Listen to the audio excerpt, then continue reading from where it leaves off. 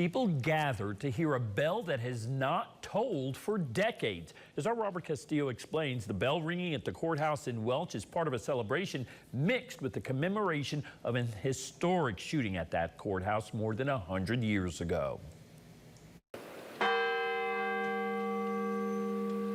For the first time in more than 20 years, the ringing of the McDowell County Courthouse bell filled the air of downtown Welch.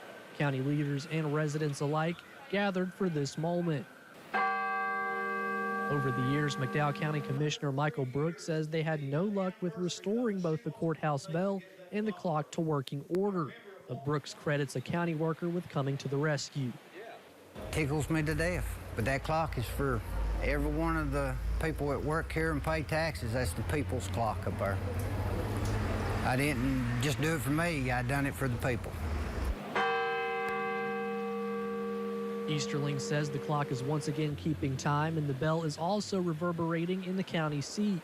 He says there were multiple issues that stopped the clock and silenced the bell, including a bad motor and faulty electrical work. He credits his education as the key to figuring out what was wrong and fixing both mechanisms. So I took vocational school, and I had great teachers at vocational school. I took machine shop. I learned electrical work by working in the coal fields. As part of this event, those in attendance paused to remember the murders of Sid Hatfield and Ed Chambers. Those fatal shootings occurred on this day 103 years ago on the steps of this courthouse back in 1921. Both men gunned down by Baldwin Felts agents in retaliation for their stance with Union miners at the Matewan Massacre in Mingo County just a year earlier. McDowell County Circuit Court Judge Rudolph Marinsky gave the history lesson to those in attendance. If we don't learn our history, we repeat the same mistakes over and over again. So it's important to know, not just what happened here, but why did it happen here?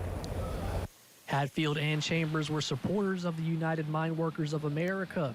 They were involved in the Matewan Massacre, which was between coal miners and Baldwin Felts agents employed by the Stone Mountain Coal Company. The massacre left 7 agents dead, as well as 3 townspeople. The story was immortalized in the critically acclaimed film by John Sayles in 1987. Here for you in Welch, I'm Robert Castillo, WVVA News.